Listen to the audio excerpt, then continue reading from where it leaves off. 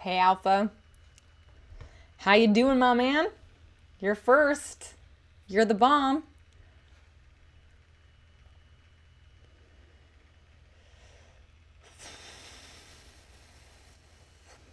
Glad to hear it. How's your story going?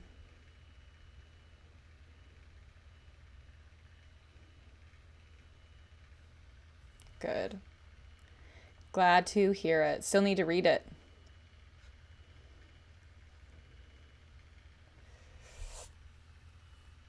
Oh, hey. That was a good idea, Kita. I have to post all my stuff.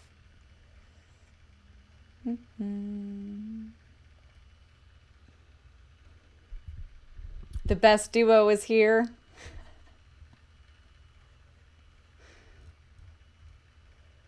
That's you, D not that's you, and I can't tell if you're talking about Sosmita or Gremlin or Alpha or Autumn. Oh hey B! How nice to see you. What the heck are you doing on here? Oh, you and Kita. Duh. Hello, Kita.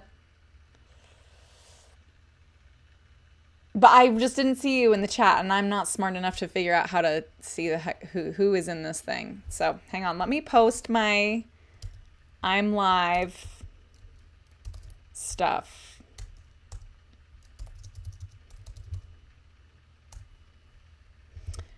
Okay. Oh, is it really? This is my very last one, for real. I'm work from home today, so you actually have Wi-Fi. Nice. That is awesome. You came for a good one. I'm reviewing a good one today. Don't hurt my feelings. I'm emotionally fragile. Dude, this is seriously like, I can't tell if it was like really good timing or really bad timing for a review. Is it though, Missy? Is it? It is until somebody else asks me to review their book. Like, and I actually have time for it. I'm so behind on writing my book. I just need to chill for a bit, stop reading so much, and actually write my book. You're so B is so fragile. Oh yes, you already asked to review me to review your book, but you haven't finished your book, and I prefer to do completed books. Okay. He's happy it needs to be taken down a peg. I should have been on in the stream, but I was like, I was in a meeting, and I was also like just brushing up on some details in Kita's book as I was in a meeting, and I didn't have my camera on. So my meeting got out late, and so I didn't get to turn on my my computer, my personal computer, and it takes forever to load. So I was just a hair late today. I miss you bawling your eyes out. I saw you slumped in your seat with your Joe Burrow jersey, which was just sad enough. So I am live.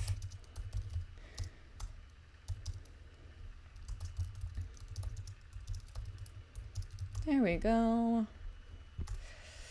I keep bouncing from being like super hot to super cold today. It's great. Use your eyeballs. Okay, hang on. She's blind. Also, call me Officer Kita from now on. You want me to... Oh, really?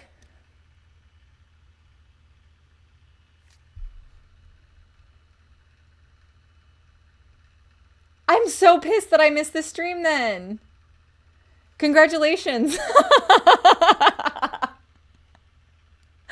Oh my gosh. You really were? Oh, I cannot wait to watch the VOD. That is so cool. Oh my gosh. Oh my gosh, I'm so mad I missed it. They scheduled meetings this morning. I never have meetings Tuesday mornings. Oh my gosh. You know what? Okay, so the very first time I saw Kita's I saw Kita's stream, It was when his wife was in the chair behind him, and I didn't know anything about him or anything like that. It was my first time really watching anybody's stream. I was just like, oh, I'll pull up Twitch right now and maybe look around, because I didn't really know what to do with my reading stream or whatever. So I was going to try and get some ideas from other people. Anyway, so I pulled up his, and he was talking about something about being rising stars on this website I'd never heard of, Royal Road. And his wife was in the background, and then his wife was like, yeah, you are the right on Rising Stars. Did you see this? And then she like saw it on stream. He like saw that he was on Rising Stars, and I was like hooked. I was like, this is so adorable. Like, I have to watch this stream. This is so great. I feel like I'm part of this moment. And that was my first ever, that was the first ever stream I ever watched or whatever. I mean, I like messaged right away, and you were like, oh, hey, who are you? And then you pulled up my stream from when I was really sick, and it was really nice, but it was that stream. So anyways, it was so it was so cool. But that is so cool. I'm so mad I missed it. That would have been so awesome to see. Oh my gosh. That is so cool, Kita. Congratulations, Officer Kita. That is awesome. I'm so happy for you. I mean, we were all expecting it. Nobody thought that you weren't going to be Officer Kita, but that's awesome. I'm very excited for you. That is very, very cool. Okay. That was so cool. Okay, good. Butter him up. I have so many things to say. Oh, that is so freaking sweet, Kita. That's great. All right, let me see. The chat's actually going wild. I cannot keep up with this. So, okay. I didn't have time to like pull over all of the, cover art stuff that I had requested like 15 million times this morning. So bear with me. I have to do all of that really quick. And Kita, I wanted the, hello, Novocaine for the soul. How are you today? Let's see. Oh, killing me.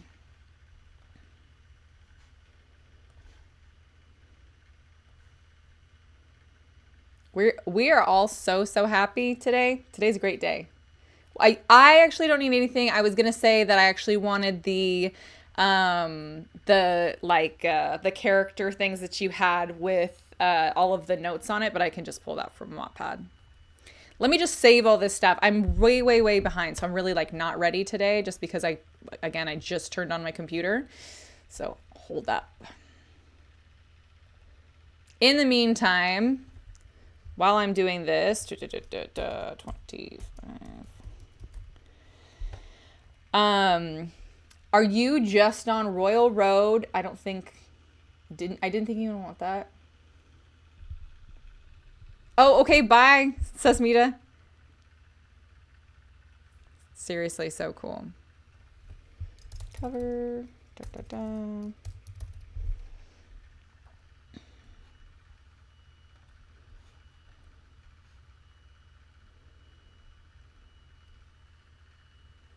Okay. So I'm pretty much everything. Inkit and Royal Road and Wattpad. That's like the only ones I'm even aware of. And I've heard of AO3, but I think that one's just like a fan fiction one. So I don't know. Currently discussing. Welcome on book lovers. Okay. Inkit, Wattpad, Royal Road, and Space Battles. Sometimes Reddit. Space Battles. Yes, that seems very appropriate. Okay.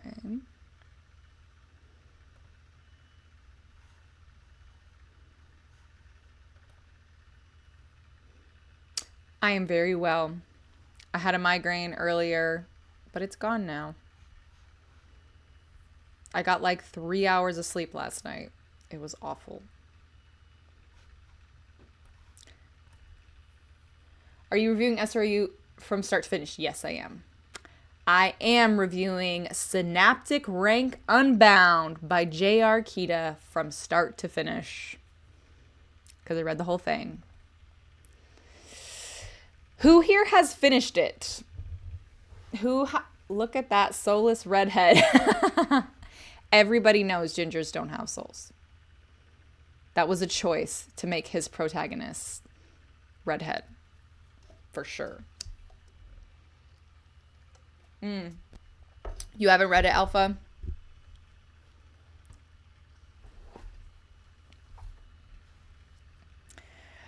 It's a good one. You got to read it.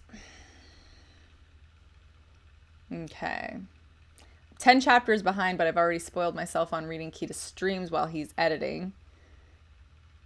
Family came over to wish you good, like, congratulations. I bet they did. Actually, I'm going to remove the Wattpad logo here just because you're on other stuff and we don't need it. Yes. Dude, take your time. You can always catch the VOD. Oh, that is so cute. That is so freaking cute. This is adorable. I'm so happy for you. Again, not surprised. I don't think anybody's surprised at all. Yeah, I'm sure you'll be rewatching the VOD. Come over in a few hours, okay? I'm busy right now. You try not to spoil yourself? Okay, I will go ahead and get started then. Okay, everyone. Hi, I'm Missy of Missy Reads, and I like to read books. Books are my favorite thing. It's my very favorite hobby. And I started doing like book reviews as just a person who loves reading books. Just a lover of reading. So I just started writing, so I'm not really great at critiquing for like writing. But as far as what I like to read, that is where I feel like I can offer something to some of these authors who are requesting reviews, in the sense that it's like, oh yeah, I liked this. I think that this didn't work. I was lost here. I was confused here. Like, I feel like that's kind of what I have to offer. So keep in mind that I'm not a pro. Okay. I don't know. I feel like I can offer and have offered like good advice, but I don't have like an education in literature or writing or journalism or English or anything like that. I'm just a big fan of books and reading, like huge time. So hi everybody. So I always want to premise it with that, because it's like, I feel like, if I have something to say about the book that I liked or didn't like it's at the same times where it's like, definitely take everything I have to say with a grain of salt, because my opinion is not going to be the same as everybody else's. And that's really what I'm offering here, is my opinion. And I really am so good at sounding like I know what I'm talking about. And it's just a skill I've always had. But I really don't know what I'm talking about. That being said, I have read so many books, and my feedback will be like as a potential reader. And I have not read a ton of sci-fi. Like, the only sci-fi books I have I read I'm mostly like fantasy and general fiction and like the classics and like classic horror, not like general horror, but like classic horror, like Dracula and Frankenstein and Dorian Gray and Dr. Jekyll and Mr. Hyde, like that. I can't do horror. Anyways, off topic, but all I have is Dune and The Martian. That's all I've read as far as like this genre of book before. I've definitely seen plenty of movies like it, because my husband's a huge sci-fi guy. He loves this type of stuff, and I personally like it too. Obviously, Star Wars, and I would say that this has a little bit of like Elysium type of as far as like mech goes. There's just a lot, like there's so much to this story that it's like I felt it was like pulling from a lot of my favorite kind of sci-fi style movies that I've seen, and a little bit from my sci-fi books, definitely not from like The Martian or anything. And then also it pulled a lot from, I felt like, my favorite war genre like media, so like books and movies. I felt like there was a lot of like camaraderie and just like the classic hero's tale. So that's like, as far as like, am I a potential reader? I think that I am a potential reader of a book like this, just because it's a good action adventure book. I don't look for sci-fi specifically, or like space opera type, space adventure type stuff specifically. However, I feel like I can provide my thoughts as a potential reader on this book still. Okay. I have pro quality. Okay. Adam for the win. Yes.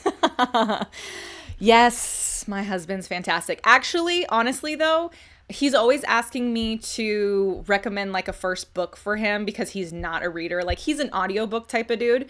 But I honestly might be like, there is this one book that you should read, like that I think that you would like, because he really does like space stuff.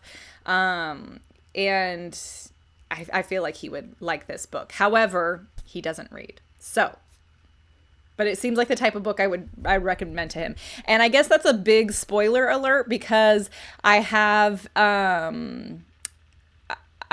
there's basically this, I'm very, very, very picky about what I recommend to other people. And I will only recommend a book to somebody else because I have like a really wide range of stuff that I like, and a wide range in like quality of stuff that I like. Like, I could like pretty garbage chick lit and still enjoy myself, and I enjoy it. But I wouldn't necessarily recommend that to other people. There is like a tier though that I call would pay to read if I had to on Wattpad, where it's like, I don't think that this belongs on Wattpad. This is absolutely the quality of story that I would expect to purchase in a store, and I would recommend this to other people. And I would say that Synaptic rank Unbound falls in that category, which I was kind of expecting, because I just think I've seen some of Kita's writing and he's so into the writing and stuff. But I was actually surprised that I liked this book as much as I did. Like, it immediately, I was like, this is just this is a good read. This does not belong for free on these websites. This is something that you should absolutely pursue getting published, in my opinion. So that's coming from me. So I really do think it's great. And if you've watched my other VODs, I do not say that to everybody. Just because we're pals does not mean that I'm just going to say that about your book. I really do only say that when I mean it, because I take this very seriously. Book recommendations are no joke, okay? For real. Like, this stuff is for real for me. So a very high quality, it's a paid review. Kita did send me $20 in Barnes & Noble gift cards, but I swear it didn't. Oh, it was 20. We'll negotiate offline, okay? What you're actually going to pay me. So anyways, I honestly, this is the type of book that you should be paying money for. Like, this isn't just like, oh, I was having fun writing it or whatever, or it still needs so much work, but maybe I would pay for it later as it develops. This is absolutely something that I feel like the plot, the characters, the writing style is freaking awesome. Like, you should, this is something that I would totally continue to edit and pursue like actually publishing. However, or not however, I can't wait for the sequel. So I'm really, really excited for the sequel. So I know you're going to be busy with writing the sequel to this, which I will absolutely be reading. So do that first so I can read it, and then work on editing, making your little tiny changes to this book before you move on, just for selfish reasons, because I really need to know what happens in the sequel. Okay, so now that I'm all done with my totally spoiler alerty type of review there, let's get into it. So usually what I do is I will provide a kind of like general synopsis of, let me pull it up. Hang on. My husband's calling me. Can't talk right now. Busy. Okay. One thing I really hate about Wattpad is I cannot find, I don't know where my reading list lives on this thing. And because I already oh, no, there it is. But still. Whole stream dedicated to you, buddy. Yeah. Get wrecked. I will call him back as soon as I'm done here. Okay, so Synaptic Rank Unbound by J.R. Kita. I love the cover. I think it's awesome. It has the main character. I'm pretty sure that is both of the main characters here. And I think it's great. I think you're definitely getting like almost like a space. Hang on, he's calling me again. Hold up. Hello? Are you on a call? No, I'm doing a stream. I'm just doing a quick stream. Oh. Yeah. Oh, okay. All right, bye. All right,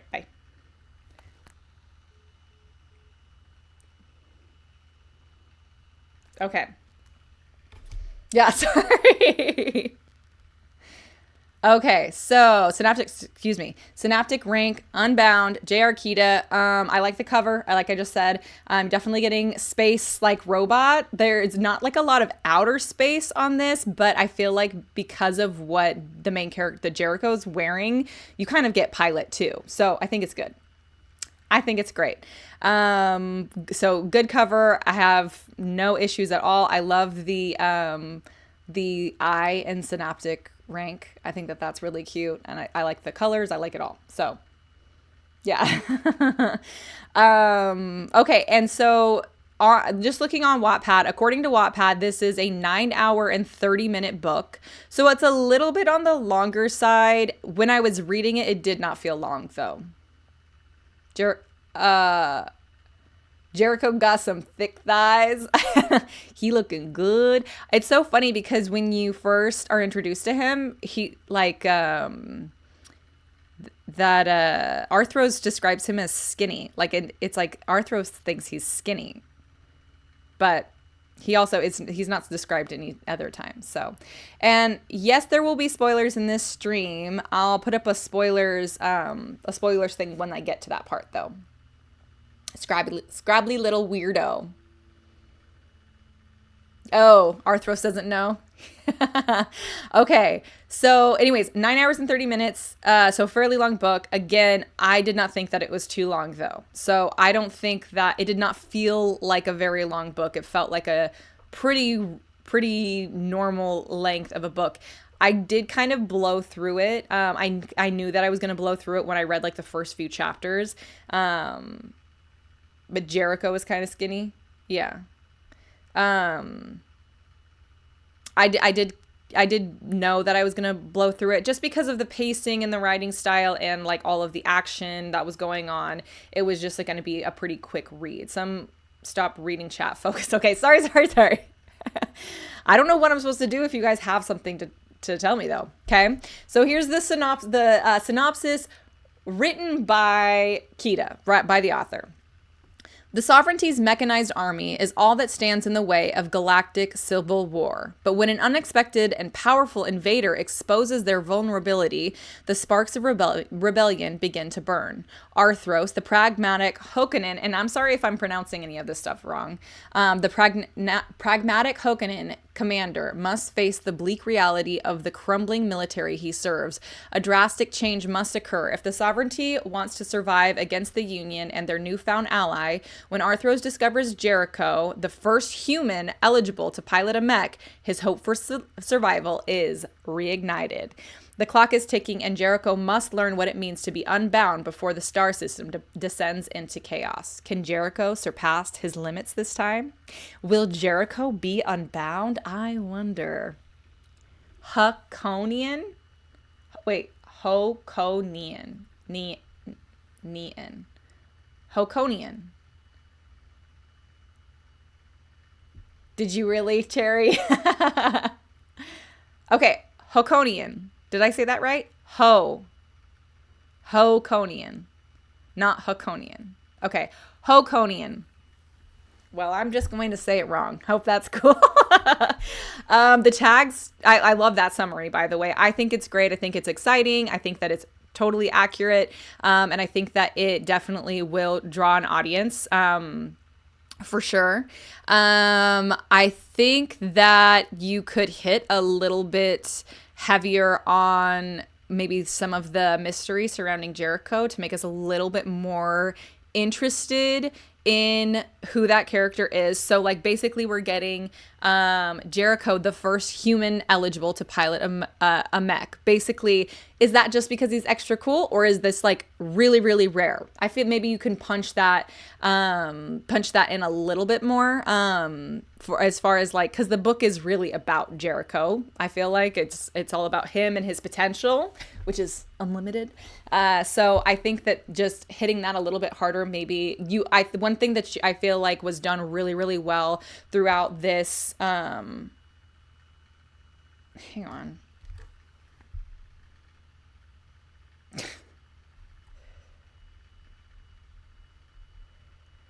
Sorry. I think that something that was done really well throughout this book was just like the word choices really carried a lot of weight. So you didn't have to use a bunch of words to describe something when you just used the perfect word. Like you used the perfect adjective, and all of a sudden I was immersed in the scene throughout the entire book. That was like something that remained consistent throughout the entire book. I feel like that's what the summary needs, is just one of your wonderful word choices. You can tell that you know a lot of words and know how to use them, type of thing. So I think that we just need a little bit more on Jericho in the summary, and then it's perfection. Don't say bet, Kita. I was telling my husband, I was like, he was watching a YouTube video, like we watched the Daily Dose videos, and he's like, what does bet mean? Because it was like came up where somebody was like, all right, bet. And I was like, I don't know really. It's just like, oh, okay. And okay, I'm sorry, I'm derailing. This is my stream, Kita. Jeez Louise. Anyways, and he was like, so it's like word, it means like word. I'm like, it's like, yeah, I think it's like word. Yeah, it was a very important story. Clearly, everybody's here for my anecdotes, not for the review. Anyways, let's read. It means okay, sure. Okay, I got you. It has multiple meanings. You betcha. Like, I feel like it started out as like, I'll bet, like, I will bet you that this is gonna work, or this is true, or something. Anyways, geez Louise, I don't know. It just sounds so silly, like cap. Anyways, that's just me being old, apparently. The tags stink. The tags are action, adventure, fantasy, female pro tag. No. Female pro tag? Are you freaking kidding me? There is no female pro tag. There is a very annoying female POV.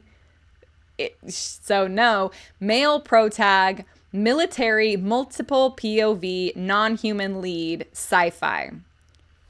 Alien, space, spaceship, robots even. No, Wattpad tags don't suck donkey balls, okay? Wattpad's tags are unlimited. You type it in and then it's done. You were having a real hard... I was there when you were putting it on Wattpad. You couldn't figure it out. Wattpad's tags don't suck because Wattpad doesn't have tags. It just lets you write whatever you want. So, yes, okay. Get ready, D-Not. I'm going to go off about Cypress. Dude, I've never hated a character more in my life. Female pro tag, no.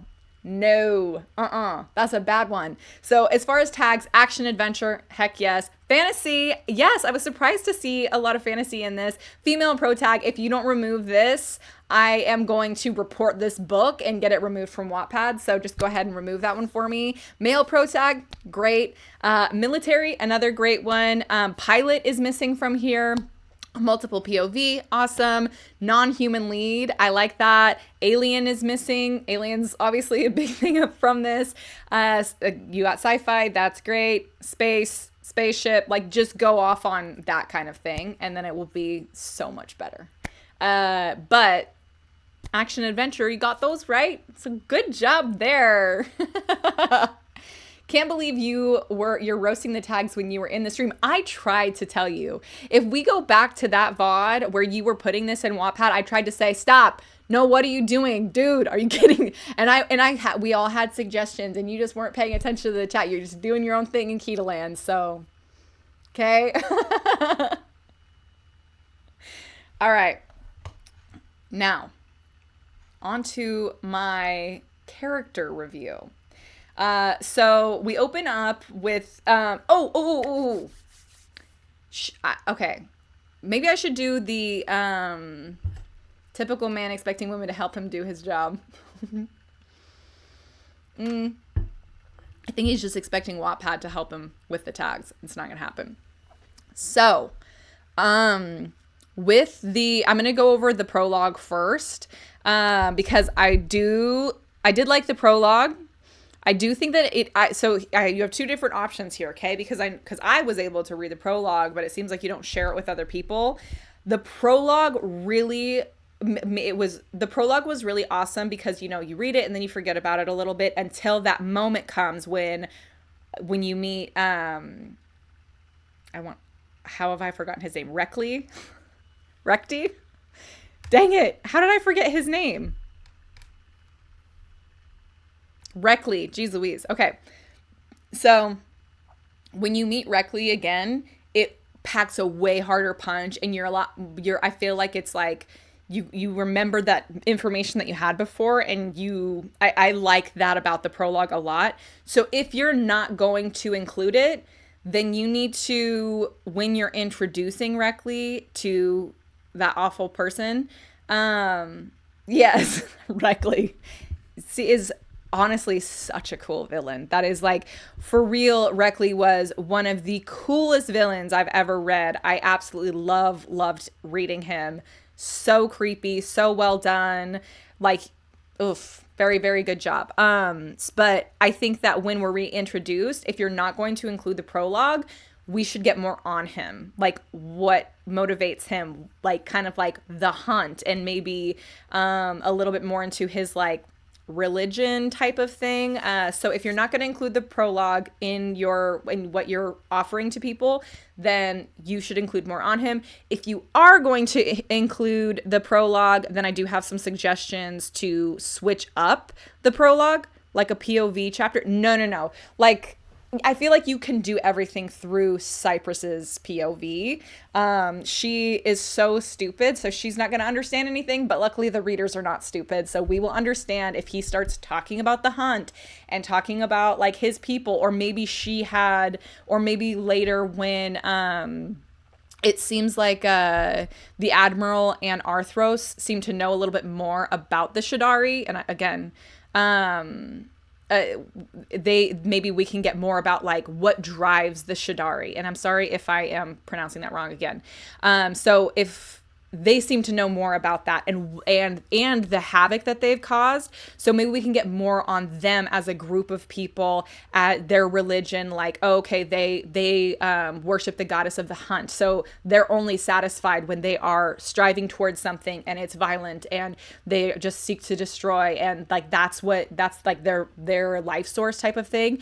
I would love to know more about that. I would actually like a little bit more on that when Arthros and the Admiral are discussing them, like in that brief section of that chapter, when they're talking about that, a little bit more, like, even if feel like you're repeating like some things, a little bit more on the Shadari would be awesome. So that's just a small suggestion there. Anyways, that I just wanted to bring up what I thought about the prologue really, really quickly. So it's kind of one of those things where it's like, you do not need it. Like you said, you don't need it. However, it does really, really like be like, oh crap, I know who that is when you are introduced to him later. Otherwise, it's just like, wait, who is that? Like, I can see somebody who's not read the prologue being like, what the heck? Like, this is like a little bit too mysterious, and you would want to have like a lot more longer of an introduction to Reckley. I'm going to want to call him Recty. Okay, so that's just a quick thought.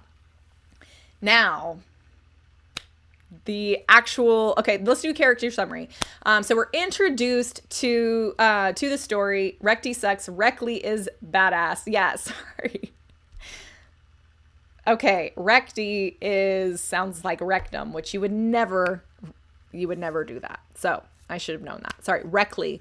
But we are introduced to the story through Arthros, who is one of the main characters. And I would say that, so it's like a split main characters between the redhead on the screen and the robot guy on the screen. However, he's not a robot. That's just him and his machine. Oh, actually, that's what I wanted to do. I wanted to pull this stuff up. I'm going to pull up a good old picture of Arthros. Oh, wait. And I do love your chapter names. Okay, I was going to say, because I thought that Arthros's would be way bigger, but I was like, maybe he's like further back, or I don't know. I thought that Arthros's hound would be way better. Okay, that's what I thought. I'm glad I was right. Well, I was right because you're good at explaining things, so. Let me pull up this picture for everybody to see so we can look at our guy, Arthros. I love these things that you put on here. They remind me of in Guardians of the Galaxy when they have, it's like a case file type of scene. I don't know. It's like, oh, that's Jason Bourne. He killed 500 people with one hand tied behind his back. Something like that. Obviously, this is not it, but it's more like a video game thing. You'll see. Everybody will see. Hang on. Arthros. My guy. I'm trying to think if Arthros is my favorite character. I'm not sure. The cards. You know what? I'm so sorry. I've never played any trading card things. I probably would have got that. I was like, this is some type of gaming thing. So. Okay. You helped? Oh, good. When I sent you the images, I could have sent you the cards I made. Well, I'm about to pull up the cards. I just pull it from Wattpad. Dun, dun, dun. Here's our guy, Arthros. Love him. So this is Arthros, the elite leader of the Hokonian. Yes, I said that right. Hokonian. Passive ability, cold indifference. Arthro takes 2 less damage from all sources. Passive ability, hound prodigy. If you control a hound, the effects of cold indifference is doubled. Passive ability, commander. Other Hokonian units you control gain +1 to their attack stat. Love that. If Arthros commands it, I'll obey. I would follow him to the ends of the galaxy, even if the sovereignty stripped me of my hound. Oh, from Randrea, captain of the 8th Hound Division. Am I not supposed to read that? Am I making it sound lame? Well, I thought it was cool when I read it.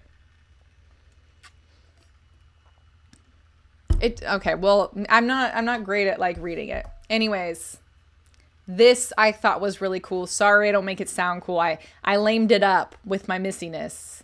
You can keep reading. I mean, I think it's cool. I think it's really cool. When I read this, I was like, this is so freaking funny. And again, I'm not like I don't have like a trading cards experience or whatever. You forgot to mention he has 40 HP. That's what that heart means. I thought I was like, is that like 40 chapters in the book or something? That's what that means? Okay, sorry. What is HP? Heal protection.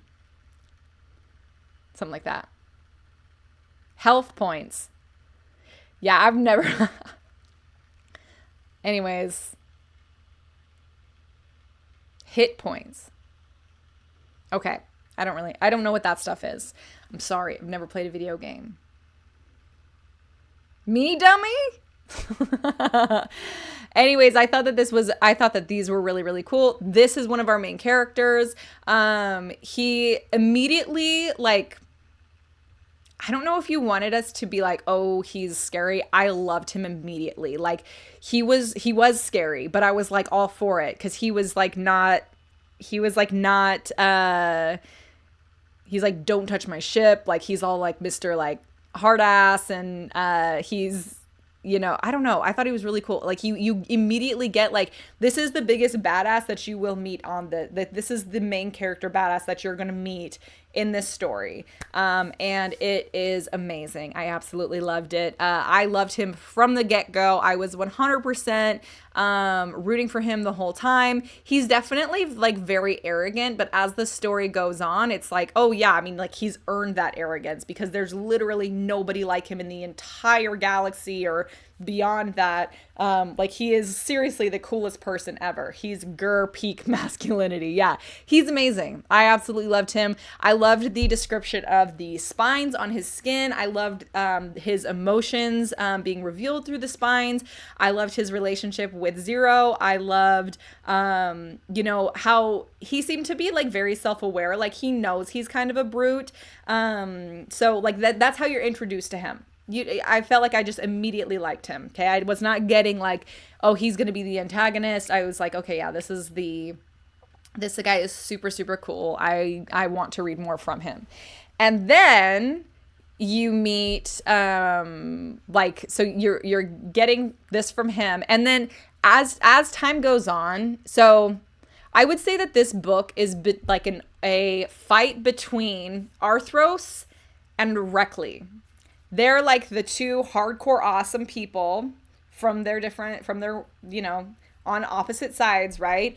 And I feel like they're the only smart ones like in the whole book. Like I feel like Arthros is like really, really smart, and he sees things from like a really clear point of view where it's not like a where he's not ignorant to the value of other species like it seems like all the other Hokonians are. And then he's smart. Like he's definitely the smartest one there. And then Reckley on the other side is like super, super hardcore awesome. And like throughout the book you get and I mean awesome.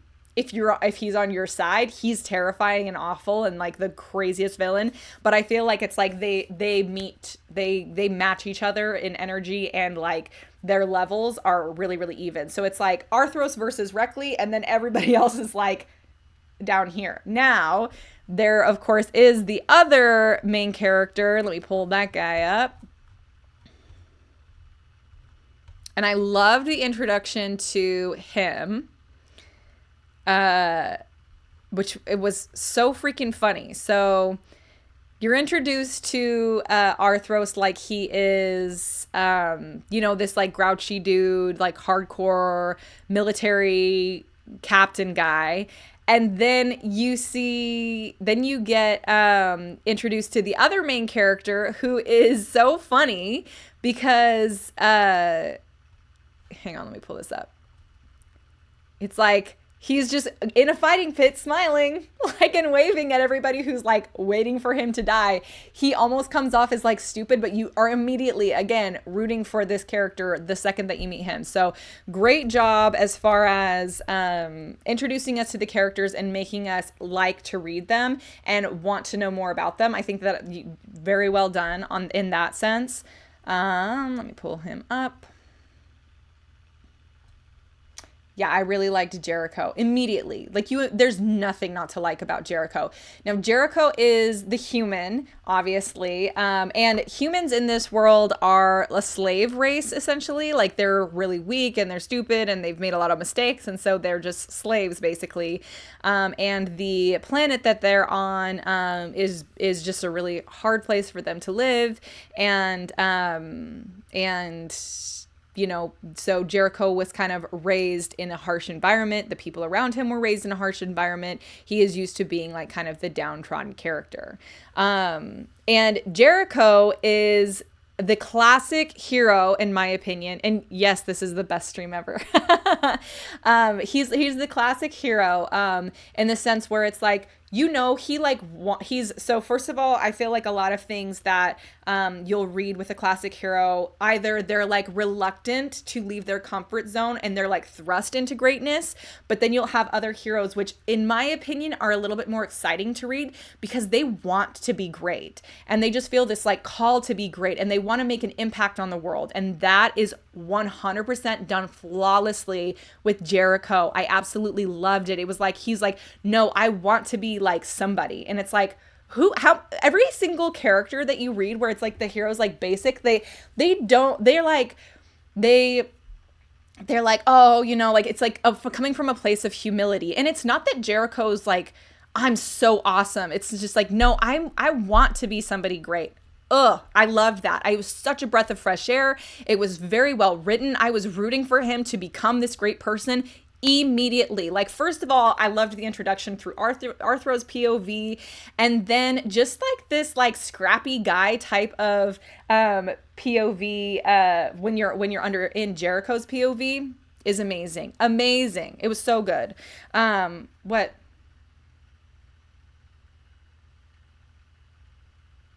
What? Uh-oh.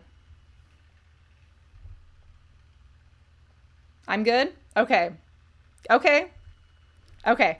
So, anyways, I thought that there's someone behind you. Yeah. No, I'm just like, what the heck? Did I just like accidentally like spit or something? I don't know. Just what's going on? Oh no.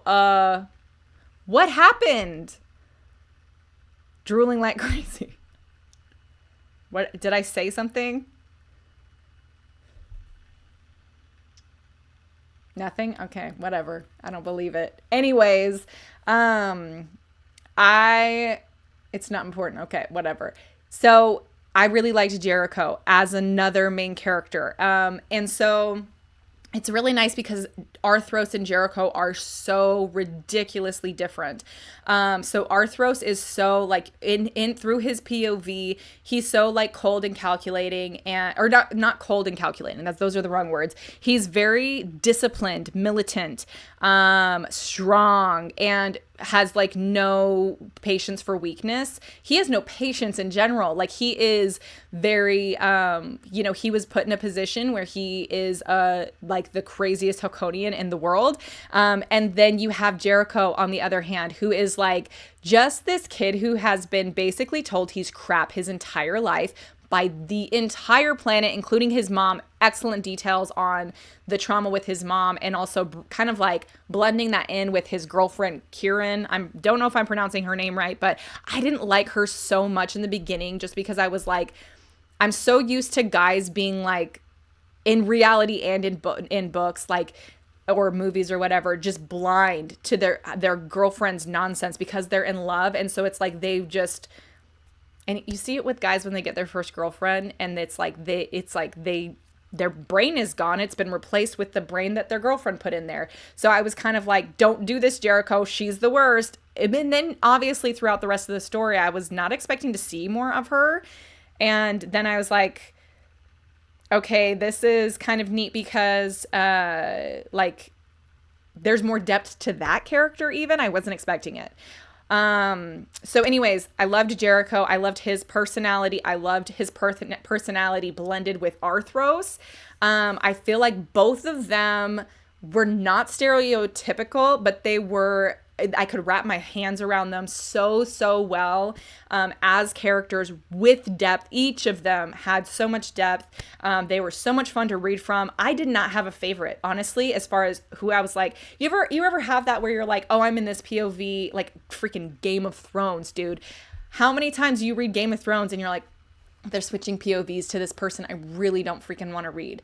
And then you find out the entire book doesn't go back to your POV at all. So it's like, yeah. It's like, it is so freaking great to be able to enjoy reading from both POVs. If I had to pick a favorite, I think I adored Jericho, but I felt like Arthros was the intelligent one, and I wanted to read from him a little bit more just because I love a good plot, and so you can get the good plot from the intelligent person. Okay. Yeah, Game of Thrones was bad for that. But this was great. I enjoyed reading from every POV. Now, with one freaking hardcore exception. Now, show of hands, who here has seen The Walking Dead? Like just the first 5 seasons at least of The Walking Dead. Has anybody seen it?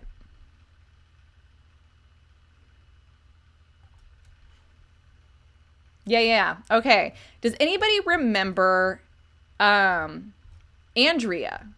She was blonde and she was a lawyer before the zombie apocalypse. Yeah, Andrea. Does anybody remember liking Andrea at all?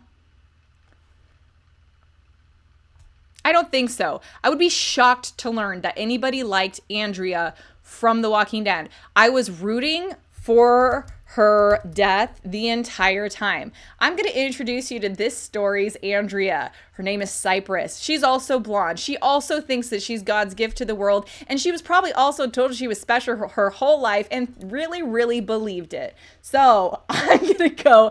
I have never hated a character more than I hated this woman. Oh my gosh. Every single time. Dude, I hated her so much. She's so freaking stupid. I wanted her dead. I wanted her I didn't just want her dead. I wanted her brought down to her knees and wetting herself in front of everybody that she respected before she died. That is what I wanted.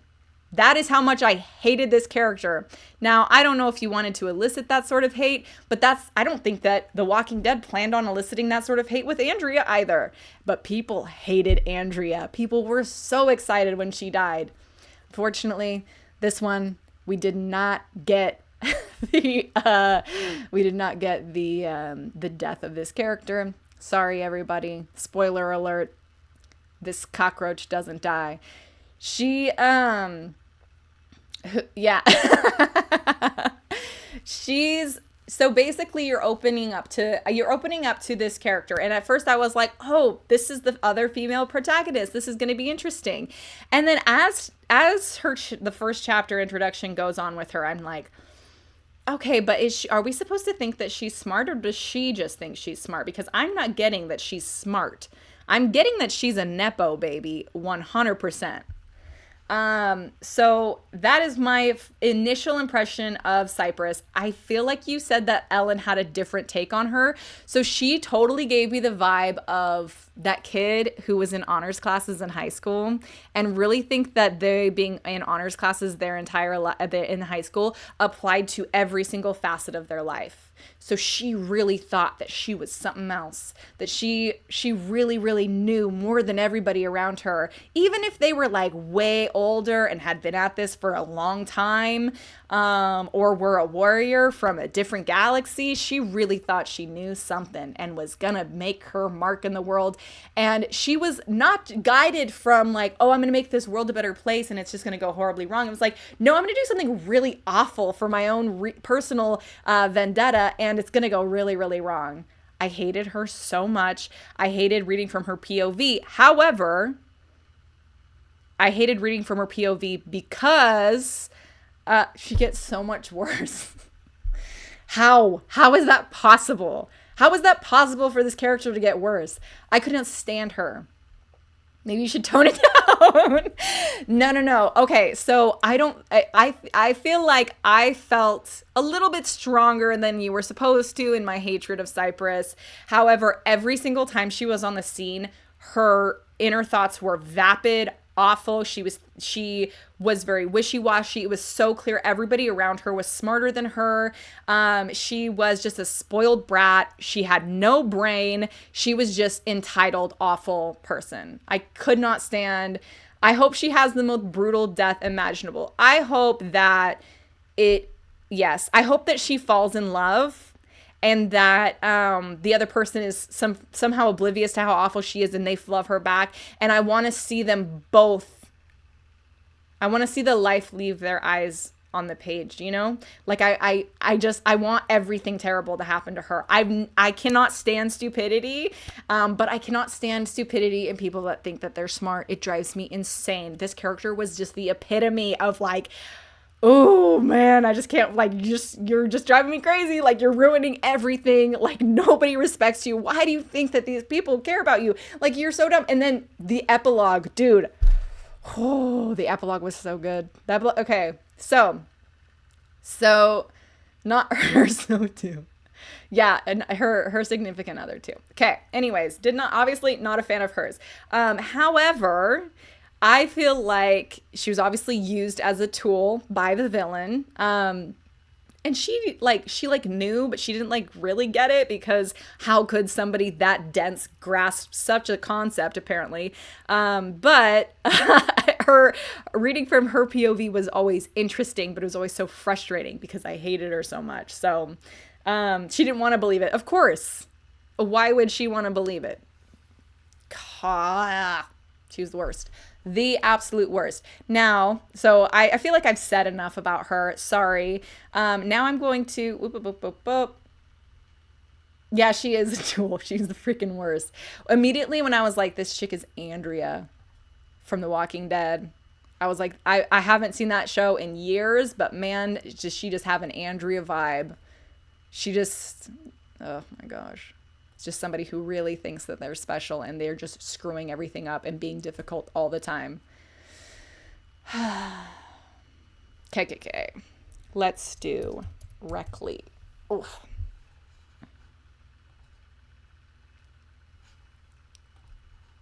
Pulling up Reckley.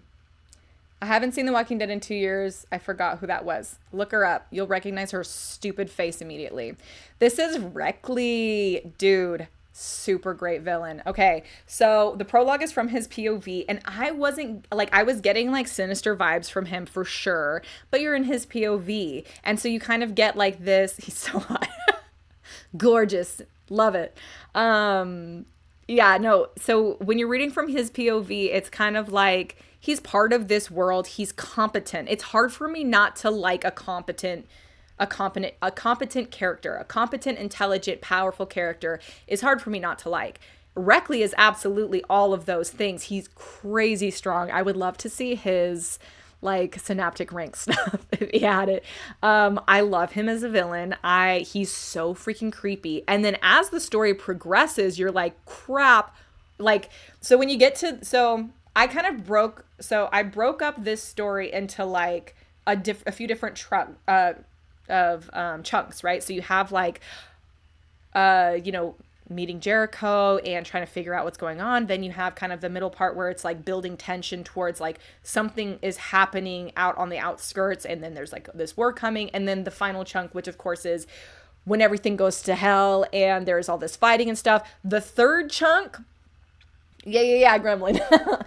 The third chunk is where you're like, you're terrified of Reckley the entire time, in my opinion. Like, he is so creepy, but you're not really sure what he's capable of. And then in the third chunk, you're like, oh my gosh, this guy is so much scarier than you ever realize. And then through Cypress's POV, you kind of are worried about his mental state as well. He's got this sickness, but then he's so cool. He's so freaking cool. Obviously, we hate him. We want him to die. But I really did love reading about him. Very interesting character. Very exciting character to read, especially when you pit him against Arthros, who's like also a very exciting, powerful character. Like, honestly, excellent job, Kita. This was phenomenal. I loved him as a villain. I loved his role. I love what drove him. I felt like that was very clear, especially when considering the prologue that we get to like kind of look into through his eyes a little bit. I loved kind of a little bit of that. But yeah, I really liked him as a villain. Dude is evil. Dude is just like, he's like the best villain. Will kill you the second you become not useful. Will creep you out just by looking at you. Is way too smart for a villain. Like, a smart villain is the scariest villain. There is nothing scarier than a smart antagonist, right? And yeah, he was amazing. And then he was also wild. Like, he was crazy too. So unpredictable, smart, super, super strong. Yeah. Excellent villain. Loved him. So these are our main characters that I just went over. So this book has, I haven't really talked about much other than the characters. But if you're already working with a fully stocked characters, then you know the book is going to be good, right? Like, you have these characters that kind of like bounce off of each other. You have the intelligence of and power of Reckley bouncing off of the intelligence and power of Arthros, and then you have Jericho, who he's like the heart of the story, right? And then you have somebody who like Cypress, who's just like this horrible cockroach of a human, and it's just like they all really balance each other out. And then you also, on top of that, get people like the Admiral, people like Kieran, people like the mom, who's not really, is only mentioned really in flashbacks. And you get, oh my gosh, with all of the scenes with the Division, so with, I'm gonna totally kill these names, the Division, the other pilots, Driandria. I cannot remember the names. Anyways, the other people in the book also add to the story, add to how we're getting information. How we perceive Arthros is a huge piece of what they offer. How we perceive Jericho, how we perceive the Hounds, how we perceive the Sovereignty. Like you have such a good balance, and the balance of the POVs is really nicely done. Another thing that was really well done in this book is the pacing. I was never ever bored. So I stayed up until like 1:30 reading this book last night, and it was my own fault because I was watching Kita's stream yesterday instead of reading when I was supposed to. Okay, hang on. Pronounce my wife Randria's name. It's like Andrea, but with a Randria's. San Andreas. Randreas. Randrea. Grayto. Randrea. Okay, excuse me. Randrea and Grayto and Fidither. Okay, well, I liked all of them. I liked the Flux and Stoth. Score and Flux, thank you. I liked them a lot. Obviously, they were like kind of like the comic relief characters. Obviously, right off the bat, you knew that. However, they didn't have hardly enough time on the page to provide that role. I like a funny book, so if you are going to include them as, and they're even mentioned before they they like are introduced as kind of like a comic relief, lovable type characters, as hilarious twins should be. But I think a little bit more, if you are looking to lighten up any of the areas, great tool to use. And anyways, I liked all that. It showed that Arthros is not only strong, but he's also a strong leader. He's also taken this group of people who would have been, who are normally kind of like marginalized in this world, and kind of taking them to their potential, because he doesn't see that. He sees their potential, and he doesn't care about their species, and he thinks everybody else is stupid for not realizing that. And then so you start to realize, like, Arthros isn't just this like cold military presence that is intelligent and strong. He's also almost like empathetic. Like he's like practical. You know, I feel like practical is a better word, because he's like, why would you not use these super strong assets? Like, that's so stupid. And he's the only one that sees it that way, right? So it was nice to see all of the hugging with him after you're introduced to him. It was like, oh wow, they love him because he's fantastic, and they trust him, you know, throughout the story. I mean, it really is great. Pragmatic, that's a great word. Yeah, pragmatic, perfect. Anyways, Arthros, excellent leader. I wish I could think of somebody that I could compare him to, where I was like, okay, he's kind of the anti-hero. Everybody loves a good anti-hero, where it's like they are smart and competent, but they're not like your typical Jericho type of character. But he was fantastic, and his relationship with the Division was very cool to see. His relationship with the Admiral was very neat to see too, you know, where she was kind of representing the brass, and he is a little bit more of a Maverick type character. It was nice to see that. In the end, I was really shocked by the Admiral. If y'all are familiar with Black Clover, Arthros and the crew really give Black Bulls vibes, a band of misfits who love their brooding leader. I have not seen it. I'll have to ask my husband about that, because he was watching that show at some point. I don't know. He's watched so much anime at this point. So anyways, very cool Very cool story, or very cool collection of people in this story. I absolutely loved it. Now, going to the plot, also awesome plot, dude. Like, so the concept is, so you immediately get the concept because when we're introduced to,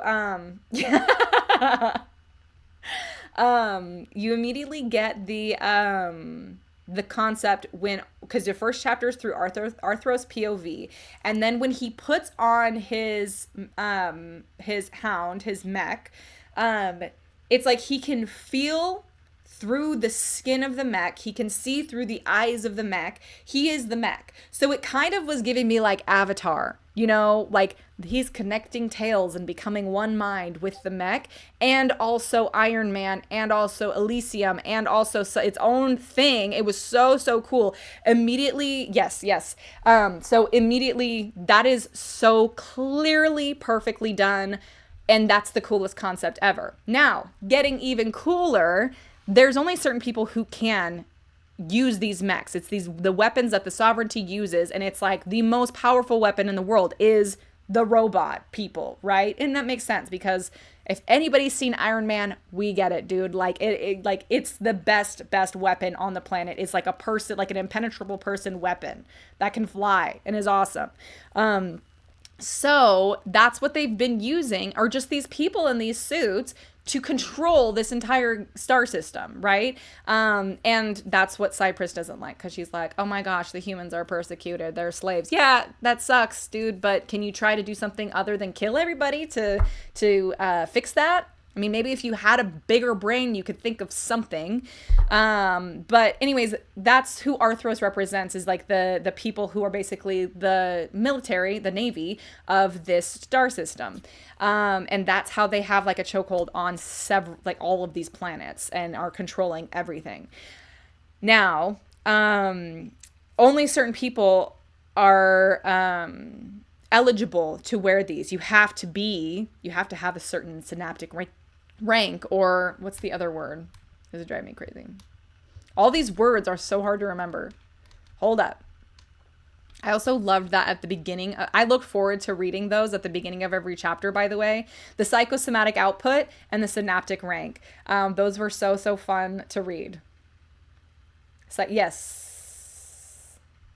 Kita, I'm sorry. I don't know what you're holy and I'm dying about. But I loved reading the psychosomatic output and the synaptic rank, because it was so fun, because that stuff kind of changes. And as you learn more about it, it becomes more and more interesting. Your hatred. Oh, yes, for Cypress. Man, good job getting a reaction out of me on her. Jeez Louise. I've never hated a character more. And I hate Sansa Stark. I hated her in the beginning. Anyways, so psychosomatic output is basically like, how strong is their body? What are they capable of in their body? Synaptic rank is basically, I kind of was like not just their body, it was like their mind, body, like how awesome are they? Like what's their potential? And then well, it worked. Thanks, Kita. The synaptic rank is very important. The highest synaptic rank is 10. Thank you. Mind to body connection, essentially. And the highest rank you can get is 10, right? And so you get to meet these people who have these certain synaptic ranks, and then you meet somebody like Arthros, who is synaptic rank in Unbound, and then he meets Jericho, who, spoiler alert, is synaptic rank Unbound as well. Now, those type of people, there's only, the references that there may be a third person who is synaptic rank Unbound, but it's not brought up ever again. So I'm not sure about that. And but basically it's very rare. And that's kind of the premise, is like he finds this human. Okay, I'm glad I was right about that. He finds this human who is synaptic rank Unbound, and he's like, dope, I've been looking for a human. And I think he just really, like, there's just he has like these instincts. So, and I think that it's almost like I would die. So, okay, I actually have it pulled up right now on my phone. It says Cypress, Synaptic rank Unbound. And so I commented on it and I was like, I would kill something. I would kill it. That's so funny. It's the first thing that popped up on my phone because it's obviously the last thing I looked at. I'm just going to take a quick screenshot just in case. But yeah, I was like, I would be so pissed if Cypress ends up being talented or Unbound or whatever. I would just hate her to see her in a mech. Somebody that dumb in a mech pisses me off. So anyways,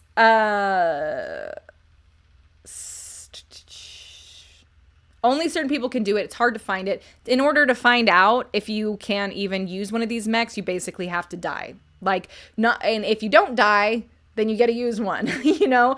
And then you have to go through this rigorous training. And then the training scenes were really cool because it really drove home how hard it really is to be in one of those mechs. And it's not just like, oh yeah, I had to do a bunch of push-ups and sit-ups. It's like, no, this is like mental, physical training that you have to do. And I think that was really well done. Technically, there could be lots of Unbound. They just don't know. Yeah, well, yeah. She will free the slaves. Great. Pacific Rim, but your partner is the mech. Yeah. Good. That's actually a really good point. So that's the kind of the thing that he finds this human that could potentially use the mech, the hound. Your partner is the AI. Yeah, and the AI is like implanted into your brain. And and it sucks because AI has this negative thing about it, obviously. But in this one, it's like it's almost like having a second person. It's like a robot is put into your brain to help you control this sort of stuff. Gremlin Aura Synaptic rank. That would be crazy. Yes, the word is AI, but it's a sentient being. That is a robot. And I thought it was very interesting that the AI is from the sovereignty, which I feel like you could program a certain way. So you have this thing in your brain that's from the sovereignty. Not great. That would be your psychosomatic output. Yeah, very good. Anyways, so they find that's the kind of the plot is he finds this guy who's going to be really special at the same time that this new threat comes from like outside the galaxy that's never been able to get through before because there was this like big kind of storm, the space storm, kind of that had created like a border outside of the star system that nobody could travel through. But guess who travels through it? Our guy Recti. Him and his people find a way to get through it. And then Cypress decides to be Little Miss Assistant to them for no good reason. Sorry, Reckley. I'm so sorry, Reckley. I'm sorry. Okay? At least I called Cherry by her name.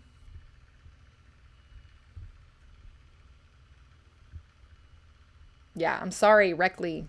Jeez. Okay.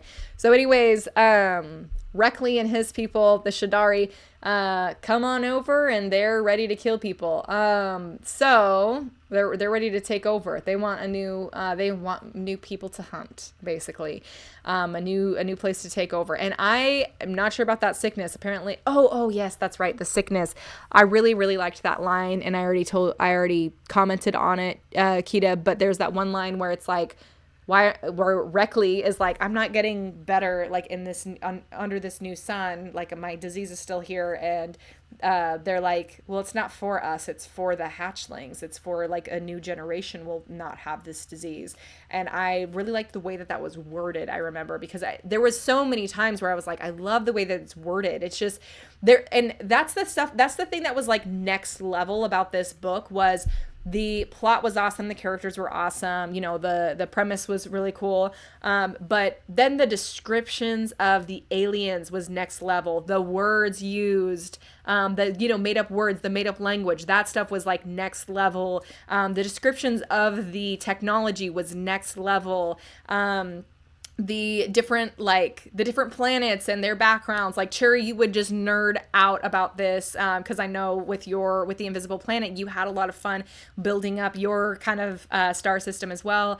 I feel like it was all next level, including the word choices and the way that things were spoken, and the way that things were described. There was not a lot of white room syndrome, and it wasn't because it was like, oh, I could place myself in that place because he described the walls and he described the smell and the temperature. It was like things like, I pulled something out of my mouth and a string of saliva connected it, and you're like, okay, I'm there. Like it was like, or like it was stuff like that where it was just constantly these small details, very word choices, descriptions, were just really, really well done. So anyways, yeah, the best stream ever, right?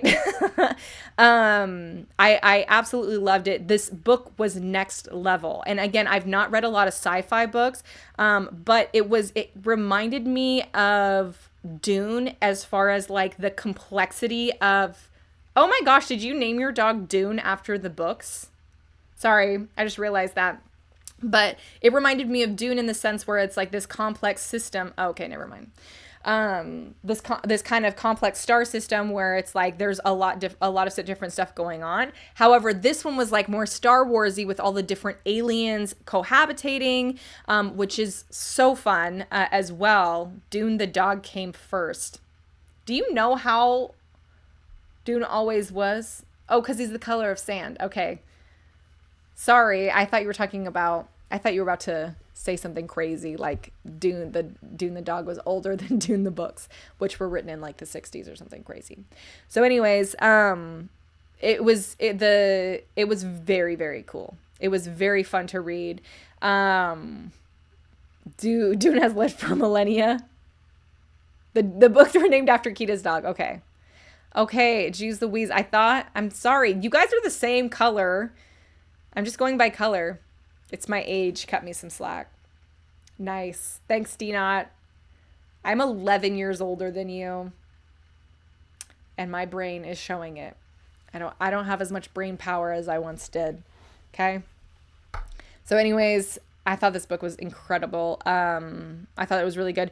As far as the plot goes, again, the pacing is really well done. I feel like you're buying into the characters immediately. There's something relevant happening. I feel like it just really does just move along, and then it climaxes. It does a steep climax, stays exciting, and then then it's the end of the book. Move on to the epilogue.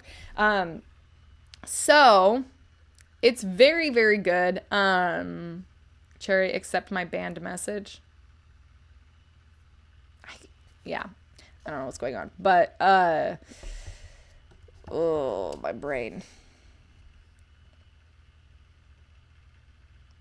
Let me think about where I was going. What I was going to say. I was talking about the pace of the story and the climax and the plot. Everything made sense. The inner thoughts of the characters made sense to me. There was nothing that seemed unnatural. The characters were very believable, but not predictable. I thought that was really nice. Every single chapter was interesting to me for sure. It was just really well done. It was just a really, really well done book. Steph can't trust Missy to accept the message. Let me figure it out. Let me go to the stream manager. No, it's okay. I don't know how to do it. Oh. I've allowed it. Yeah.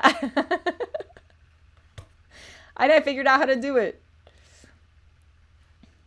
Good for me. Learning new things today. I am so awesome.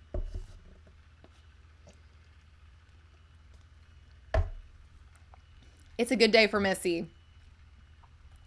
Okay, so anyways, I feel like that's just like top of my head stuff about the book.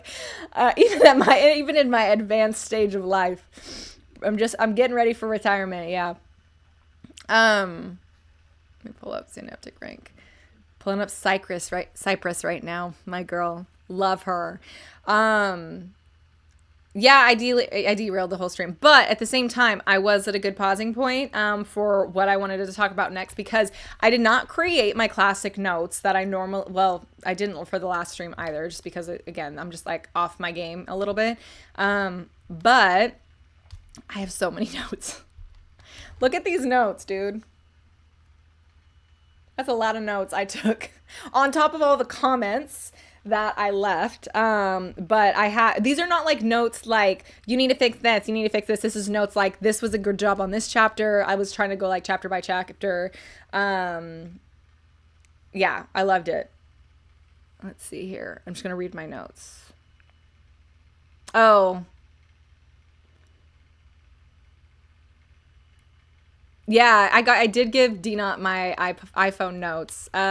However, I don't know if I'm going to give Kita his. Like, I was, again, going under the idea that I'm not going to share these notes with anybody. They're just for my own personal, like, taking it down. Hit him with a 3-star cherry. Or, yeah, yeah, so as far as, like, if I were to rank this book, it would definitely be a solid 3 out of 5 stars. No. This is a 5 out of 5. This was freaking awesome. That genuinely, so when you had said like, oh, I got like a 3-star review, somebody said it was so dumb or whatever, I thought you were talking about like forever ago. I had no idea that was like, you just got that news today. Otherwise I would have said something like I was going to strangle them, because that was just, that you can just tell somebody's like just mad, like a hater, you know, and just, yeah, sorry, did I mock you? Obviously, I'm making my opinion of this book very clear. I loved this book. I thought that this is an excellent, excellent book. Definitely keep writing, always, forever. Write the sequel, edit it, and then get them both published, please. As far as editing notes, I do have a few editing notes that I think will be helpful. I don't know how many, like I know in Wattpad you can see when people drop off and don't read more of your chapters, right? So you'll get like a lot of the majority of your readers will be at like, you know, chapters 1 through 5 or whatever. And then you'll notice that you don't get any reads really past chapter 5 or whatever. So you kind of wonder, okay, what happened in chapter 5, or was it chapter 4? And then you try to figure out like, why is nobody continuing in this story? I feel like I had to get through chapter 1. As good as the content was, I feel like there was so many new words coming at me. New words, new concepts, new everything. It was a lot. So I had to really pay attention. It was very, very, like, not like overwhelming, but it was like, okay, I'm going to reread this. And the second read, I was like, this is amazing, because I already knew who these people were. I already knew what these planets were. I already knew these concepts. But when you get a new reader, that's going to be overwhelming. If you can find a way to like keep it to just talking about Clothaltho, that planet, or somehow helping us to connect to something before we move on to another concept would be better. How do you do that? I'm not really sure. I feel like the rest of the book is excellent, but I don't know if it's because you do all of the heavy lifting in those like first like 2 chapters.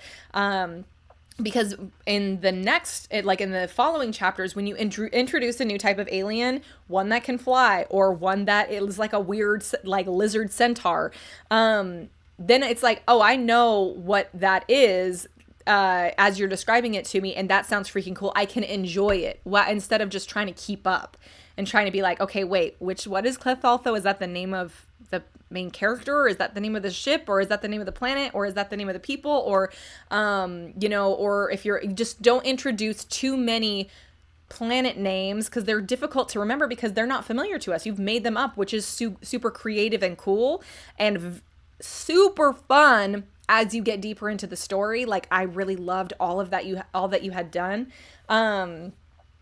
So anyways, I think that chapter 1 is kind of perfect as far as like what's happening is perfect. But it's almost like info dumping in a sense, because we're learning about all of these different planets too quickly, you know, and we haven't been able to connect the dots, connect a a person or a concept to that. So Arthros is a great way to start because he's Hoconian, right? And he is and then he's the Reckless and the Hound and you have Zero and the AI, and it's like you're getting all of these names. You're getting like bombarded with names, and you're like, how do I keep track? I don't want to have to take notes of this. So I would say wait to introduce certain concepts until they're actually there. Maybe don't talk about the sovereignty until you are going back to the sovereignty or talking about a very exciting issue with the sovereignty. Maybe don't, and I have to go back and read chapter 1 or whatever, but I feel like that would be a smarter play if you're trying to like kind of piece it out for us. So it's like, we don't need to know everything in that first chapter. We just need to know enough to get us like interested. The first chapter should be the hook. The first chapter shouldn't be the homework that helps us to enjoy the rest of the book. The thing is, though, is that all of the stuff that you're talking about in chapter 1 is so interesting that it is kind of the hook if you already know the names of everything, because it's very exciting stuff that you're talking about. But yeah, thanks, D-Not. I think that it would be better, again, just to slow down there or wait until you meet this species and we're for some reason creeped out by, like, what was the name of that, like the alien species? It's like a bug-like species, and it starts with a K. It's so hard. Again, it's hard for me to remember. Scria. Yes, the Scria.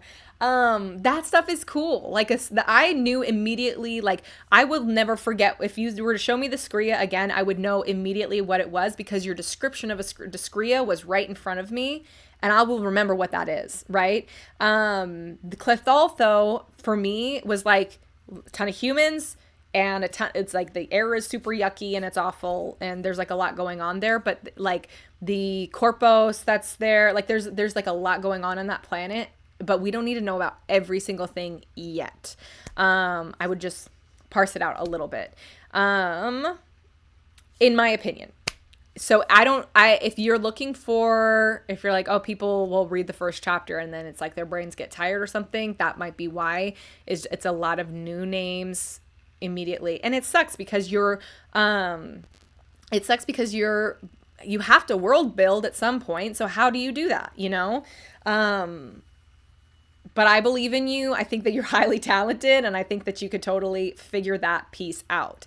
That was my big issue with the beginning. I do also have an issue in the end.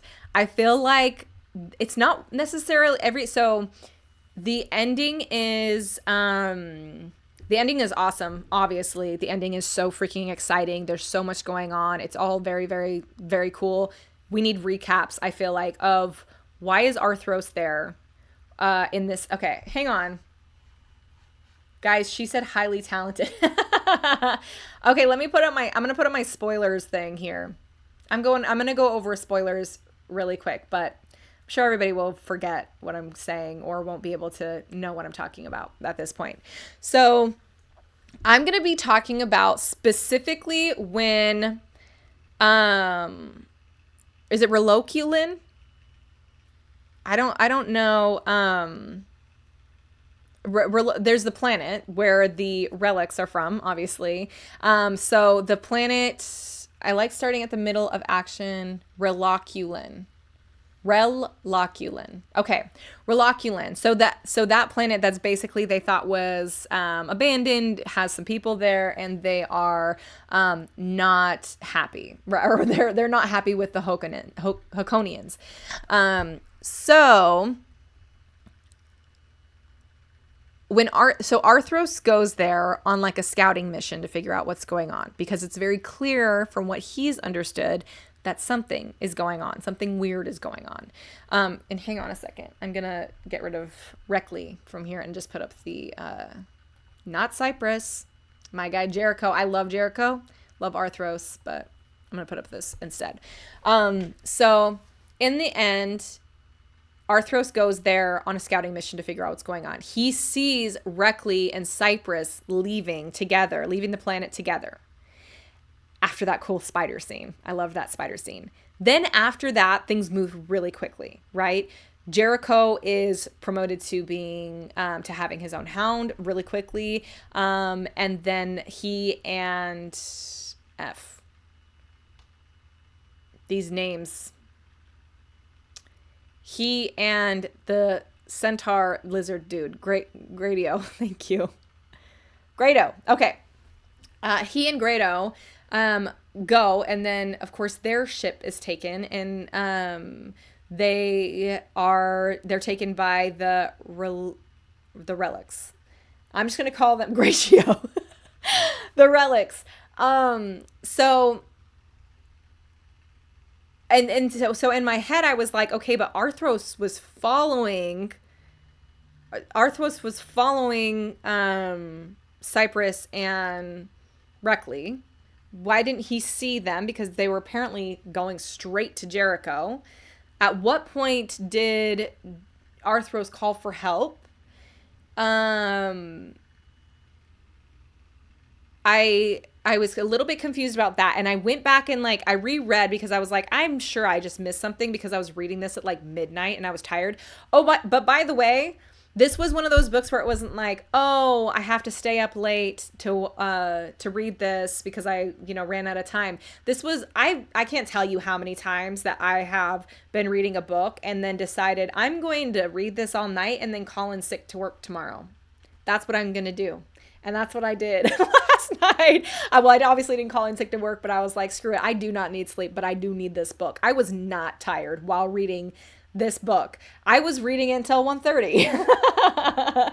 So it was easy for me to read it through the night. So I was glad. I was like, I'll probably finish this around midnight or something. But I was like making notes, trying to make comments. And then I was like, okay, I really have to like speed this up. I can't just make notes every single second. So anyways, but I was like very, very into the action going on at the end. The climax is like, boom, it just like skyrockets, right? You're very well paced, the plot, and then the plot and the tension, and it builds up, and then you're like, boom, action. Fantastically done. Very natural. It's very well done. Now, because it's a lot going on, there's people like me who maybe are a little bit dumb, So, why wasn't Arthros there when Jericho and Grado got taken? Also, did he see them? I was like, but he said that they were going to Clethaltho.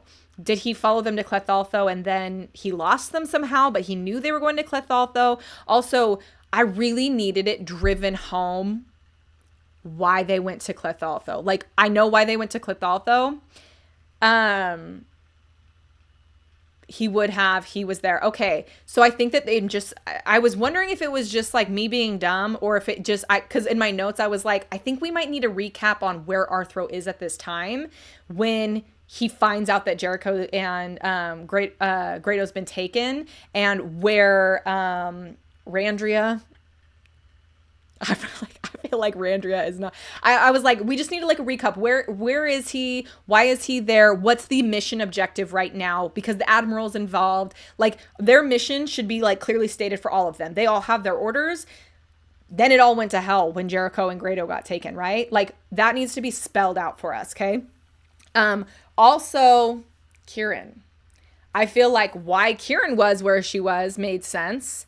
And it is explained why Reckley wants to go. Randrea. Sorry.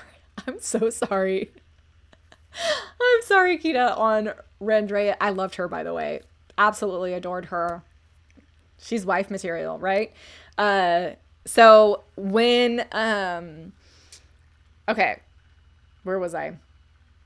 It's clear. So Reckley explains basically that he's going to be coming back for her. And there's foreshadowing there. Lovely, lovely foreshadowing. I loved that.